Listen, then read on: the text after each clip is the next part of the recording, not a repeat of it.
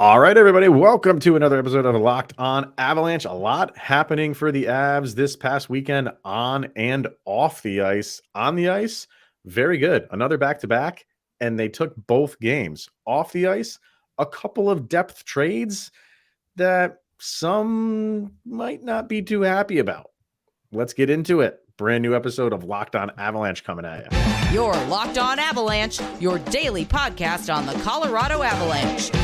Part of the Locked On Podcast Network, your team every day.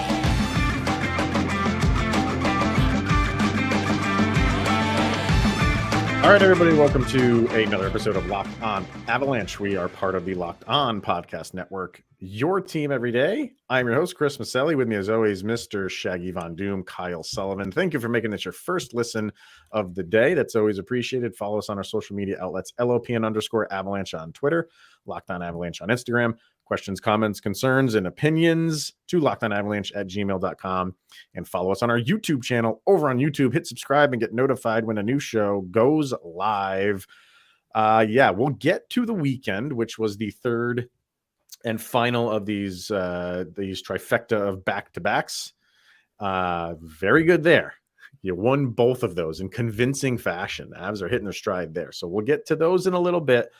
But there were two moves in the trade sphere for the Avs that happened that we are going to start with. One of them just happened moments before we recorded this episode right now. So the two moves, just to recap, the first one was with the Boston Bruins, and that was for backup goalie Keith Kinkaid.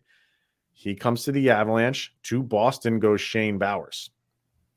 The most recent move that just happened was between the Avalanche and the Chicago Blackhawks. And the Avs continue their trend of bringing back former players, and they bring back Jack Jonson for Andreas Englund. So I'll just put it right out there, right off the bat. I don't like either one of these moves. I'll also say they're not like huge moves in the sphere of like, does it really move the needle that much? The Kinkaid one doesn't. The Jonson one maybe a little bit more than the Kinkaid one, but I'm not a fan of either one of these moves, and I'll explain why in a minute, but I want to get your take on them first. Out of the two moves, I think the Kinkaid move you could get a little bit more out of. He's a consistent like AHL goalie. That's nice. When are you gonna get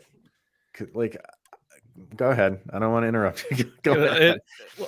And bring it back, JJ. It's just honestly, it's a moot point. It's for what you're getting out of the two players. It's just you're swapping the names on the back of the jersey. You're getting the same kind of production. There's not a lot of difference there. So you're basically giving up on the Shane Bowers experience and getting one more goalie in the stable. Apparently, JoJo and Eustace are not there yet. You don't know what you're doing with Frankie. So let's add one more. Why not? I literally just read an article that was in the Denver Post, and Jared Bednar said that move, the Kinkaid move, was just to get more goalie depth. And when that move happened, everybody's like, well, I guess the seriousness of JoJo's is not JoJo's, I'm sorry. Frankie's is a lot worse than we expected.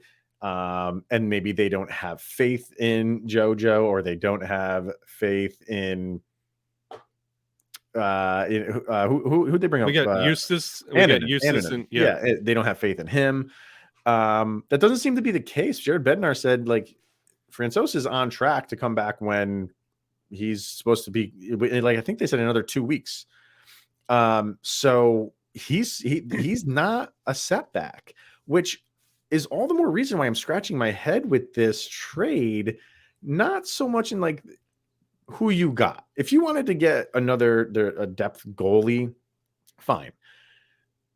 And I'm not going to sit here and say like Shane Bauer, like it was, this great prospect for like he struggled obviously to make the team, but you just felt bad for him for finally getting his call up, and I think he broke his arm or something like that in the first shift that he took, right? Yeah. So you don't know what you had in him, and they liked what this was the first training camp where they really liked what they saw. He kind of made it right up to the end. I think Jared Bednar said, like, while he didn't make it, he's going to be called up this year. He finally got the call, and then that happened. So I don't want to make it seem like the tides were turning for Shane Bowers. But if you wanted to bring in Keith Kinkaid, I feel like you could have just given up a late round pick. And I know the Avs don't have a lot of picks. They have their first, nothing, second, third, and fourth, and then they're picking in their fifth. What player in the fifth or sixth round is really gonna press to you? I would have been fine with giving up a fifth or a sixth round pick. And with the Avalanche and their prospect pool and their AHL team kind of like just getting more and more kind of thin, you want to start building that back up. Who knows what would have happened, next year for someone like Shane Bowers. I say this, I feel like it was like too much to give up. And I'm not trying to give Shane Bowers like a ton of credit here. I just feel like you got a backup goalie that's going to be how far on your depth list. And you gave up a guy who you brought up this year. And because of circumstances, a freak injury on his first shift. And that was the end of it. Yeah, I don't like what you gave up to get this guy. Yeah, you're seeing a lot of Avalanche pieces that we send out when it comes to like prospects and guys that we kind of give up on finding their footing other places. Mm-hmm. And you don't want Shane Bowers to come around and haunt you a little bit later when all you're getting in return is an AHL goalie. I understand why they went out and got Keith Kinkaid. It's almost like even though I'm a big Frankie guy, like it's almost an annual holiday at this time of year. Like, when is Frankie going down with the lower body? Fine, I get that. I get that. But when it comes to bringing him in, why not just trade JoJo to Boston or do something like that? Yeah, do a goalie for goalie deal. Like, I mean, you keep bringing Johansson back. Like, every time he's on the waiver wire, you keep bringing him back and refusing to play him. And then you obviously brought up a Noonan. Like you have options here. I guess what I'm getting at is I feel like Shane Bowers would have had more opportunity to play more games than Keith Kinkaid ever will for the Avalanche. Easily. So then why do this? I don't get, like I said, I'm fine with if you wanted to get depth. I just question why you gave him up. And I'm not trying to make it seem like he's just going to turn this corner and all of a sudden be this fantastic player, even for Boston. But I liked what he could have offered you in the future more than what Kinkaid could have. And it's not like this was a leaky part of the boat. No. You're fine. Yeah, exactly. And like, we're talking about like where he's going to like be in the ranking of the goalies. Like, Georgiev is going to play 90% of the remaining games, right? So the other 10% is either going to be a healthy Francouz or a Noonan or JoJo. I just don't know where Kinkaid fits in here. I don't get it. We're not losing games saying, oh, if we could just address this goalie depth. Yeah. So right, exactly. So there's that. And then the Jack Jonson one, don't get that one either. Nope. Because you gave up a guy that I thought had been playing fine in Andreas Englund. He's a lot younger. He plays a style like that. You have those guys on your defense that are the offensive guys, right? He doesn't need to be that. He's not asked to be that.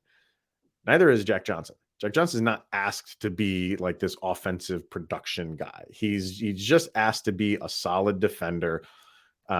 Mix it up if you need to. You're not playing on any power plays or anything like that. And I just felt like you're going after a guy who we all loved Jack Jonson, and it was a fun story. And his time with the Stanley Cup was my favorite celebration with the Stanley Cup. And it was a great first goal of the season that he had last year, but he had a grand total of 0 after that. I don't get this in terms of anything. I really don't. Like, I don't feel like Jack Jonson played all that well as the season went on. And because you have such a good team in front of him, we didn't really gripe on it too much. Maybe this is just because they trust more in Jack Jonson being the veteran going into the postseason than they do with Andreas Englund. And they really don't have any trust in him because he hasn't been there yet. I feel they heard all the Sammy G haters and they're like, okay, we're going to get Jack Jonson, and there's somebody they could complain about for the rest of the year. Yeah. Everybody's like, oh, we got Jack Jonson now. Sammy G's expendable, right? Yeah. And that's what we used to talk about last year was, oh, did you see Jack Jonson in that turnover, or Jack Jonson here? He had those moments that you could talk about. Sure. And now you're bringing that back. So the heat's off Sammy G. You're welcome, my friend. But it's not. It'll never be on. Like, you're not getting points out of them. Like, if anything, you're getting the experience of being there in those moments. He's played 58 games. Jack Jonson has already for the Blackhawks, so at least it's consistency. Right. But you're not going to go out there and expect some kind of scoring from the blue line because you're just happy he's out there. I feel like he'll probably get similar minutes that Englund was getting.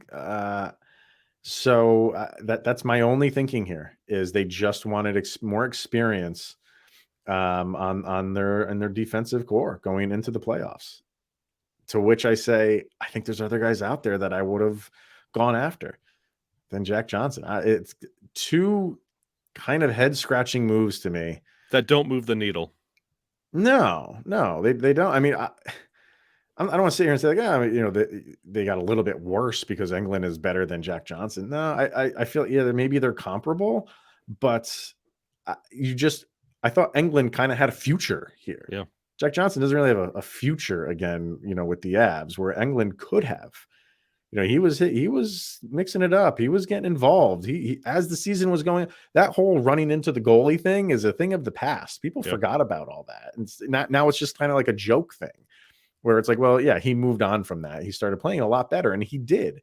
So for that, I feel like he just had years ahead of him with the Avalanche, where Jack Jonson doesn't. He's here for the playoff run, and obviously I hope he does well. But you gave up two guys this weekend that could have had futures with the Avs in some capacity. Not, going to be in the Avalanche Ring of Fame or anything like that, to get two guys that are not going to be here for very long. Or with Kinkaid, who knows, but not going to be playing with the big boys for very long.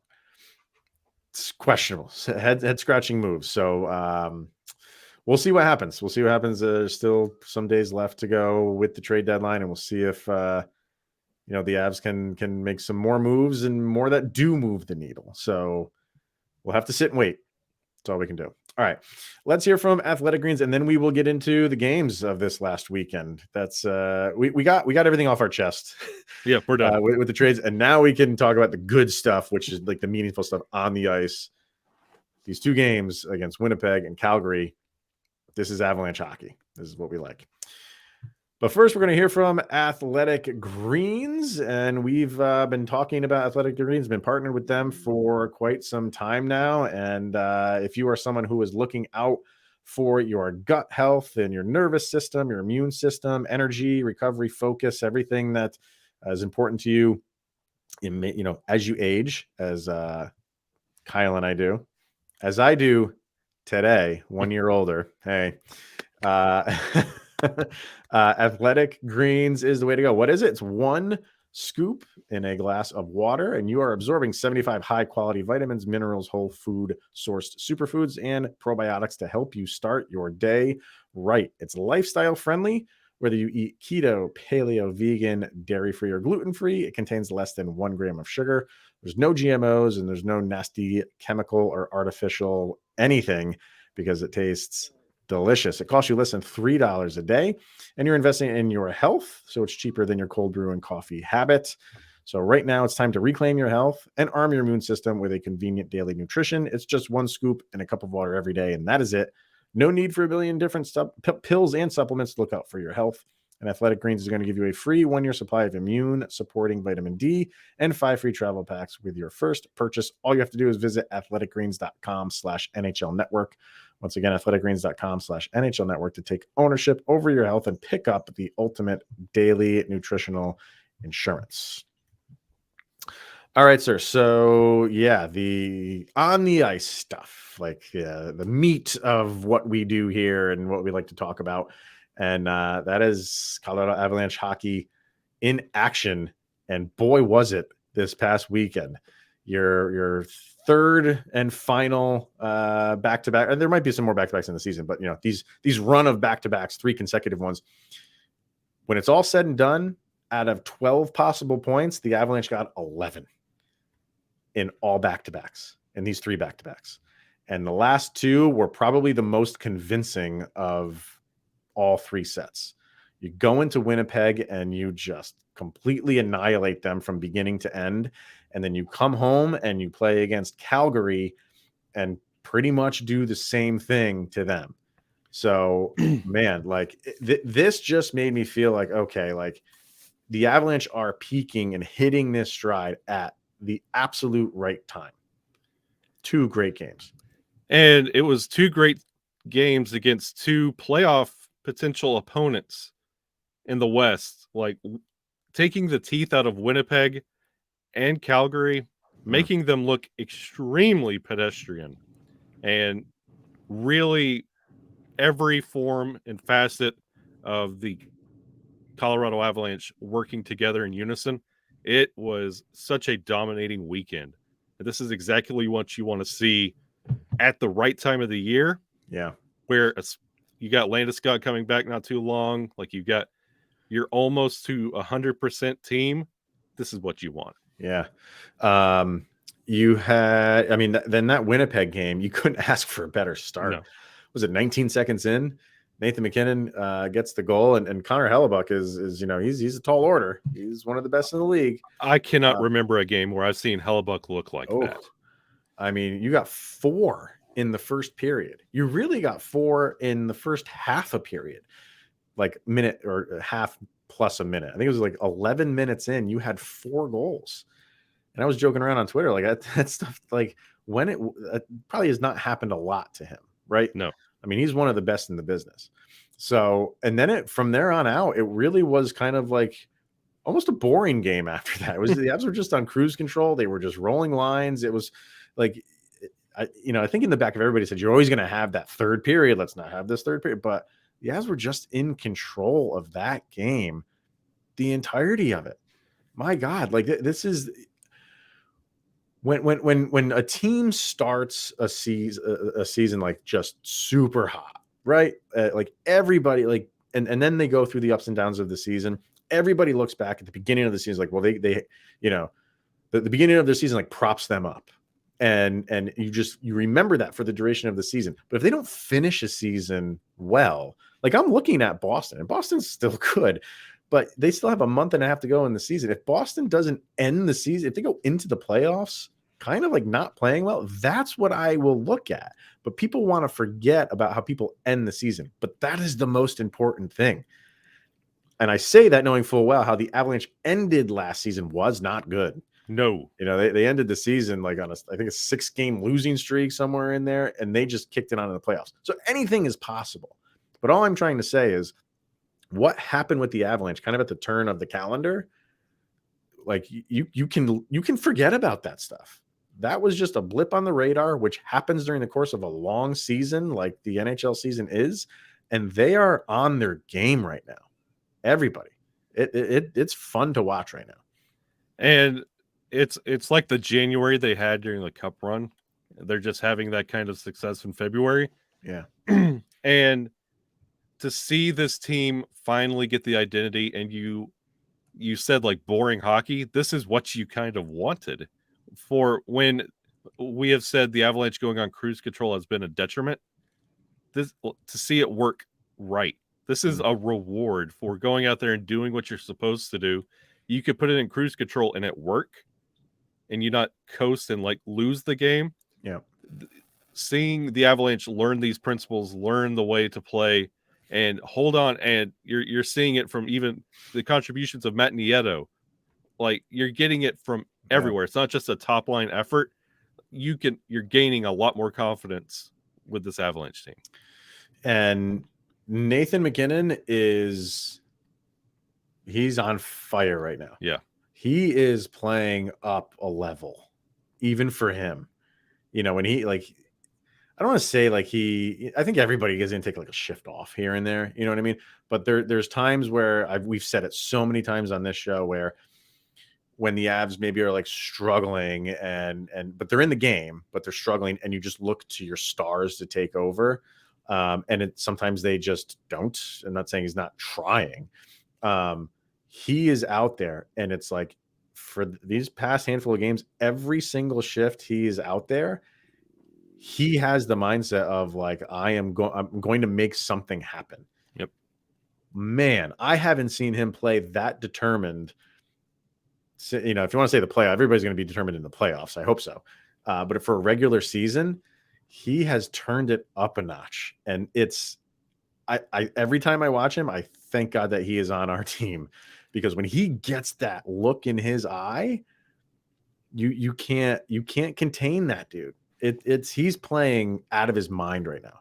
Yeah, and I noticed that really against Edmonton when he had that one shift where he outskated Connor McDavid and made him look pedestrian.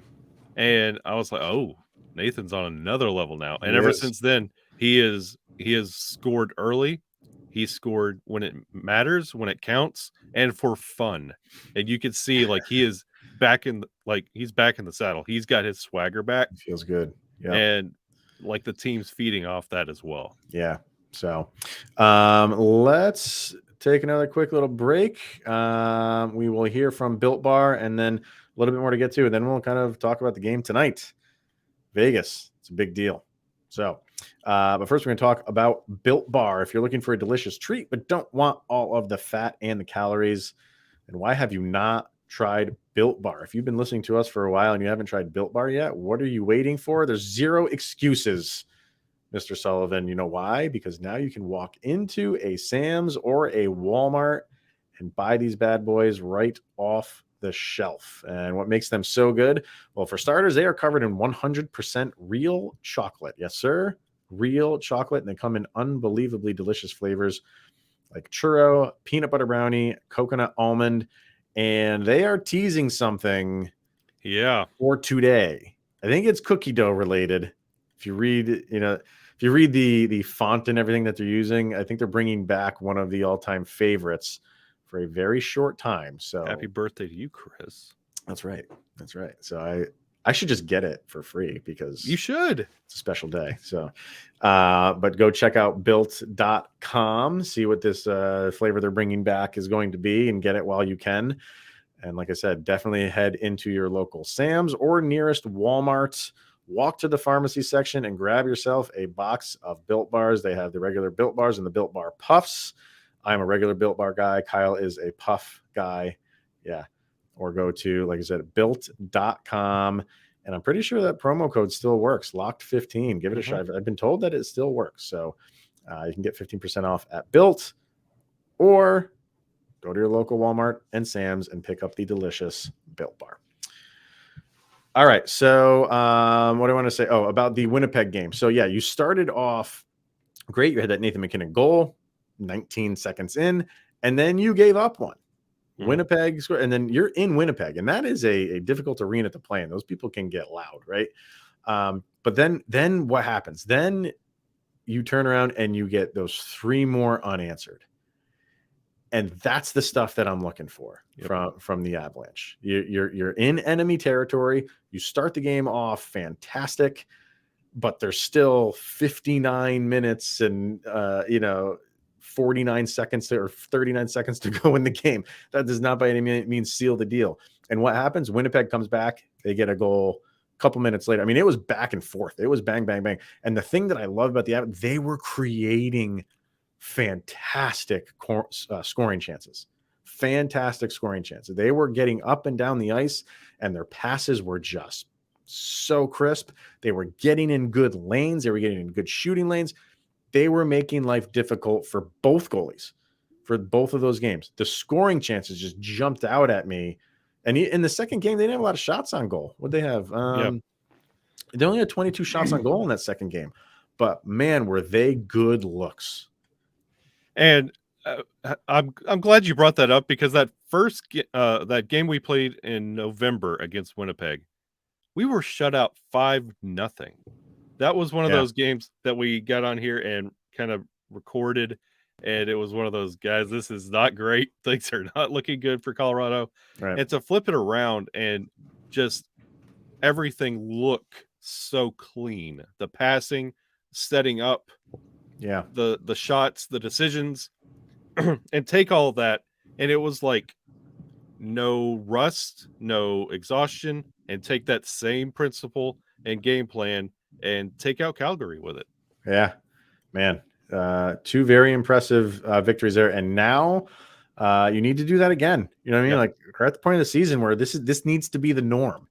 You can't have those like days off right now. We are essentially into March, right? So now you have Vegas coming to town, and you know Vegas has been I think what's their last 10? Let me look up what their last 10 is. They're 6-1-3 in their last 10, but they are coming off of a loss, I believe. So it doesn't matter. Like, this is gonna, Vegas is kind of like your nemesis for a while, and like this is kind of like a budding rivalry a little bit, right? Yeah. So I'm looking forward to this one. Because I feel like the Avalanche have been playing their best hockey right now as a team and individually. Obviously, with Mikko Rantanen, you had Dennis Malgin with that fantastic goal against Calgary. I mean, good Lord. So you get stuff like that. You're going to be once again a tough opponent for anybody, and Vegas is a tough opponent. So with how the Avalanche have been playing these past handful of games, especially this past weekend, I'm back to that going into any game the Avalanche are playing confident that they can win them. That's just where I'm at right now with how the Avs are playing. And everything you've done against playoff caliber opponents like Calgary, Winnipeg, Minnesota, you've handled your business. You've done what you need to do. Mm-hmm. Now you need to put that to an actual test. A hot team at the top of the Pacific, you really need to test it against Vegas, and they are only getting better. So if everything's working like you've established, this will be a big win and big momentum, because in about a week you're playing Dallas, and they're the top of the Central. Yeah. That's where you really want to see everything you built. How does it stack against the top of the division, and do you belong here? Right. So this is a really big test that you're having tonight. Ironically enough, you stole it, the thunder earlier, but yeah, this is Chris's birthday, by the way. So everybody in the YouTube comments anywhere, please give a happy birthday to the greatest co-host on Country. Oh, that's appreciated, sir. Thank you. And I mean, it's my birthday, so the Avs kind of have to win, right? Yeah, you're gonna probably get your Built Bar flavor. You're getting Vegas on your birthday. This is just the perfect thing. You need a setup. Sam Girard hat trick. Yeah. And a Matt Nieto Gordie Howe hat trick. It's set up. So I'm looking at Pierre LeBrun just tweeted out Jack Jonson is expected to play for the Avs tonight. So yeah, I mean, quick turnaround there. And yeah, Vegas went out and got Ivan Barbashev. So see, and that's a move that I'm looking like. I feel like going back to the beginning of the episode, we'll wrap it up. Like, we'll come full circle. So like a Seinfeld episode. Yeah. So the Avs trade for a depth goalie and give up a prospect, and Vegas gives up, what they give up, a 4th round, 5th round pick or something like that for Ivan Barbashev. I just feel like a better deal could have been made if you're going to give up Shane Bowers. Well, then also, it's with the way the Avalanche are playing right now. What do you need? What do you want to introduce into the water right now when everything is clicking? You do need some forward depth. You do need it. The Blues received Zach Dean in return, so I'm wrong on that. I thought they just got that's what it was. It was a prospect. It was just a prospect. They didn't list the prospect at the time. I don't know where Zach Dean sits in for the as far as their prospects go, but I don't know. No, but what do you need? Yeah, you do. I mean, you need defensive depth. You always want that at the trade deadline, and you do need some forward help. You do. You need some center help. So I don't think Jack Jonson solves the defense depth problem. Not when you give up a guy who's been doing well in defensive depth. No. Yeah. No. All right, guys. That's going to wrap it up. So Colin and I will be back tomorrow, discuss obviously this Vegas game with the Avs, and if there's some more moves on the horizon, obviously we'll be talking about those as well. Until then, thank you for tuning in, making it your first listen of the day. Always appreciated. Definitely check us out on our socials. And for Mr. Shaggy Von Doom, Kyle Sullivan, I am Chris Maselli, and this is the Locked On Avalanche podcast. Enjoy the game. See you guys tomorrow.